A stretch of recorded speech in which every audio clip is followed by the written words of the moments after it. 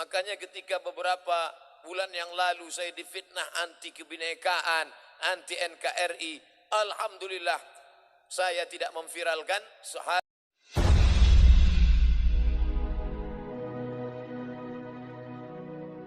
Dimuliakan Allah Subhanahu wa taala.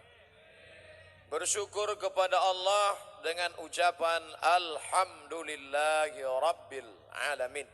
Berselawat kepada Rasulullah dengan mengucapkan Allahumma salli ala sayyidina Muhammad wa ala ali sayyidina Muhammad.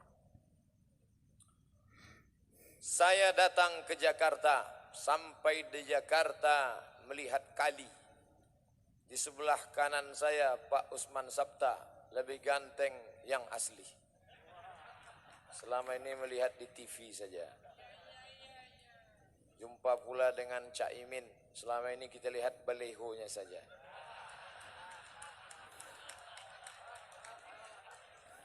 Jumpa pula dengan Bapak Dr. Zulkifli Hasan.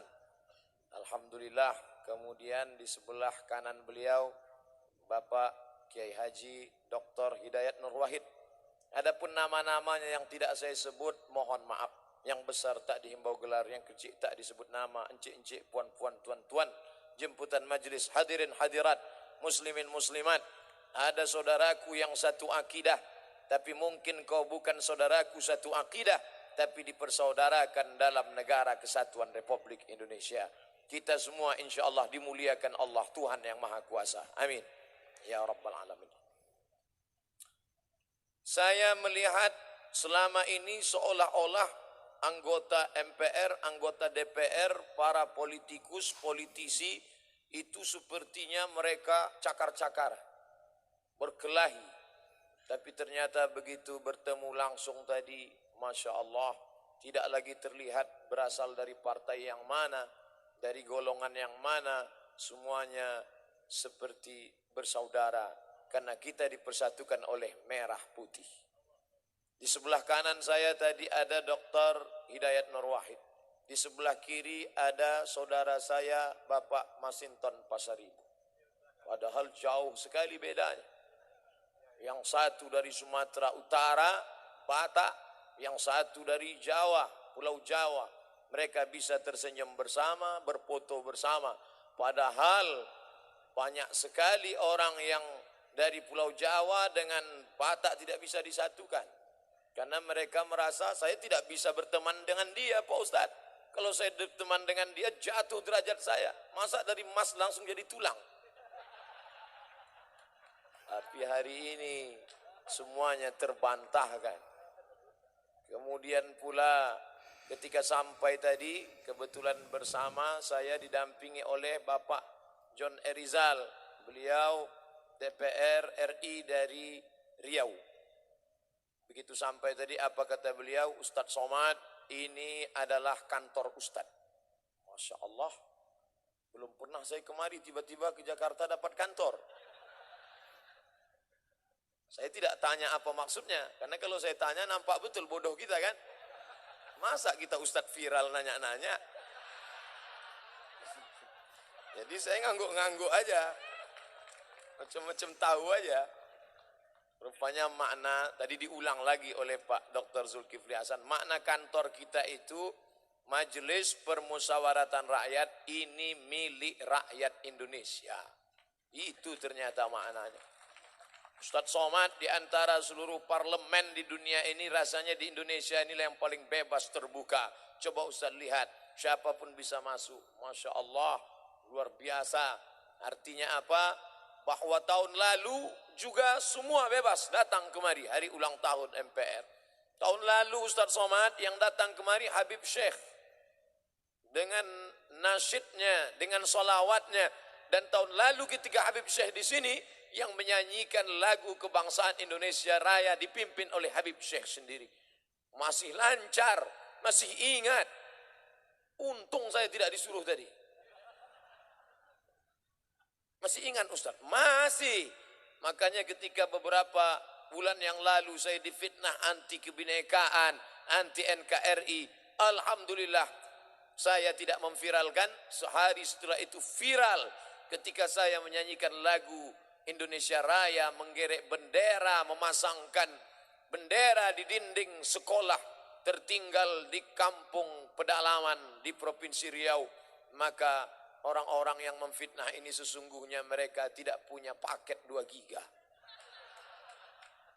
Tonton itu banyak-banyak YouTube. Bagaimana kami menyanyikan lagu Indonesia Raya sampai ke pedalaman. Bagaimana hebatnya negeri ini. Bagaimana orang yang di dalam sana tidak dapat melihat internet. Tapi kita sampaikan, ini negeri kita. Ini bendera sudah lapuk, harus diganti. Kalian harus menyanyikan lagu kebangsaan. Karena sekarang kita bukan lagi krisis kelaparan, karena sudah kenyang. Tapi krisis cinta tanah air. Alhamdulillah malam ini kita dipersatukan semuanya. Ketika berteriak Allahu Akbar, lalu kemudian berteriak merdeka, saat itu dalam satu hembusan nafas kita bercerita tentang agama dan kebangsaan. Orang yang berteriak Allahu Akbar, dia bukan anti nasionalisme, dan orang yang berteriak merdeka, dia bukan anti agama. Sekarang bertemu 2 fobia, satu fobia nasionalisme, yang satu fobia agama. Duanya saling penuh kecurigaan dan ketakutan. Kalau ada orang yang berteriak Allahu Akbar, jangan-jangan ini anti Indonesia. Ketika ada orang berteriak merdeka, jangan-jangan ini anti Islam. Maka sesungguhnya dalam teriakan Bung Tomo terdapat 2 kalimat itu. Dalam satu teriakan dia berkata Allahu Akbar, dalam teriakan itu juga dia berkata merdeka. Merdeka tidak menafikan Allahu Akbar, dan Allahu Akbar tidak menafikan merdeka. Ini agak serius sedikit. Bapak Ibu yang dimuliakan Allah Subhanahu wa taala. Oleh sebab itu, ketika sampai di sini, kita tidak lagi melihat warna partai, kita tidak lagi melihat nomor dan golongan.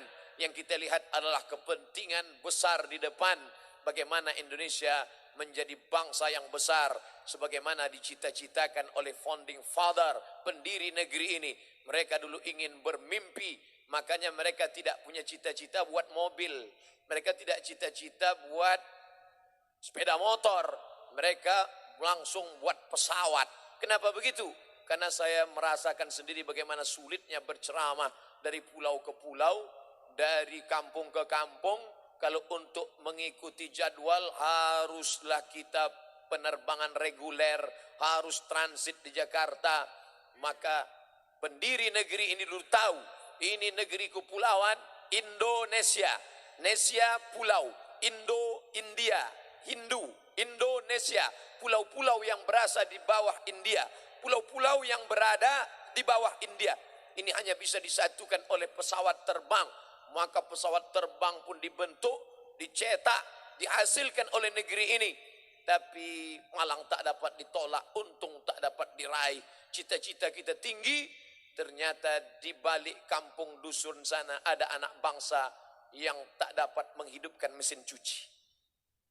Pesawat yang kita buat, tapi ada orang yang tak dapat menghidupkan mesin cuci ketika menjadi pembantu di negeri orang. Ustaz tahu dari mana? Mereka kirim WA ke saya. Ustaz Somad, apa hukumnya sholat di dalam WC? Kamu mau ngejek saya ya? Mau ngetes saya ya? Tidak Ustaz, ini serius. Kenapa? Saya tinggal di negeri nun jauh di sana hanya ingin mencari sesuap nasi. Dan ketika tiba waktu sholat, maka saya harus membentang sajadah di dalam WC.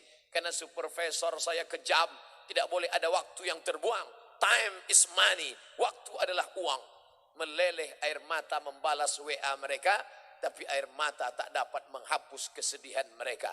Ketika saya ke Hong Kong, saya tahu semuanya, tahu bahwa saya memang tak masuk ke dalam. Begitu sampai di airport, langsung dipulangkan lagi.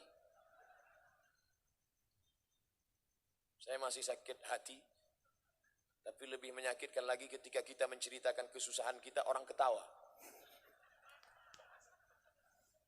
Begitu sampai saya masuk lagi ke dalam, tiba-tiba ada salah seorang pahlawan devisa kita duduk di samping saya. Apa kata dia? Ustaz Somad ya? Ya.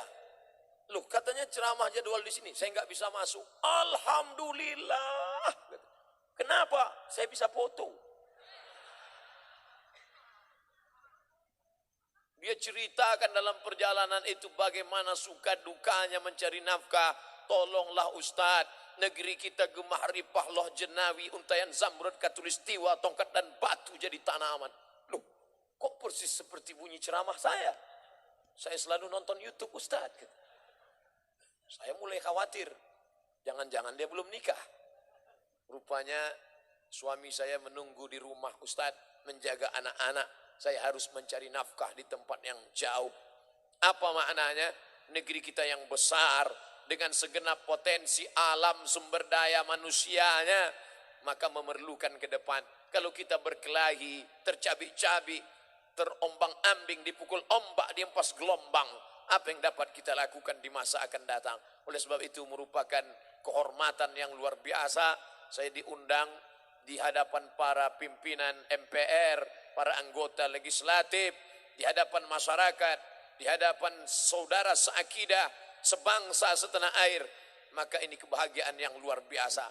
Tidak disetting, tidak dibuat-buat, tidak direncanakan. Setiap datang tuduhan bertubi-tubi, 2 hari setelah itu pasti Allah Ta'ala menggantinya dengan ganti yang luar biasa. Dulu saya dituduh anti NKRI, sehari setelah itu langsung diundang oleh Mabes TNI. Viral. Saya dituduh tidak termasuk dalam 200 ustadz yang direkomendasi. Sehari setelah itu langsung diundang oleh Hakim Agung. Padahal saya tidak pernah minta undang, diam-diam saya SMS WA, tidak ada. Begitu juga dengan ini. Terjadi penolakan tausiah saya di suatu tempat, tidak boleh disebut namanya, menjaga kode etik jurnalistik. Lalu kemudian saya diundang hari ini. Dan saya memang menunggu momen foto-foto dengan pimpinan MPR ini. Cuman saya enggak minta. Saya enggak minta apa foto Pak, enggak. Tentu kita jaga image kan. Makanya begitu tadi mereka mengatakan foto Pak Ustadz, dalam hati saya, inilah yang kita tunggu-tunggu. Masya Allah, luar biasa. Aku tak pernah mencari engkau, engkau tak pernah mencari aku. Allah yang mempertemukan kita. Oleh sebab itu maka kebahagiaan yang luar biasa malam ini. Di mana-mana saya tausiah 60 menit sesuai yang tertulis di botol 600 ml. Sengaja tulisannya dilepas biar saya tidak melihat dan disediakan 2 gelas. Masya Allah. Dan ada bisik-bisik tadi, TV One memang beda. Malam ini kita direkam dan akan disiarkan. Siaran tunda, Ustadz harus bicara 75 menit. Lama juga ini dalam hati saya. Sengaja saya sampaikan dari awal, supaya nanti kalau Bapak Ibu melihat, kenapa Ustadz ini tidak berhenti? Maklum, karena belum habis 75 menit. Bapak Ibu yang dimuliakan Allah Subhanahu wa Ta'ala. Andai di antara Bapak Ibu ada yang lelah, capek, letih, tidak mendengar ceramah ini, menunduk saja. Itu tanda setuju. Karena dalam hadis dikatakan, as-sukutu alamatur ridha. Diam, tanda setuju. Jadi kalau diam, nunduk, walaupun nanti terdengar saya ceramah berapi-api, saya tahu Bapak berair-air di sana, tidak apa-apa. Karena kamera tetap hidup menyala. Direkam. Yang pakai HP mereka viralkan. Yang di YouTube nanti mereka akan like and share. Yang TV tentu akan ditonton dalam acara Damai Indonesiaku. Dan saya memang biasa ceramah tidak ada orang. Kemarin acara rekaman untuk Ramadan, saya dengan kamera aja berdua. Masa? Jamaah yang dimuliakan Allah.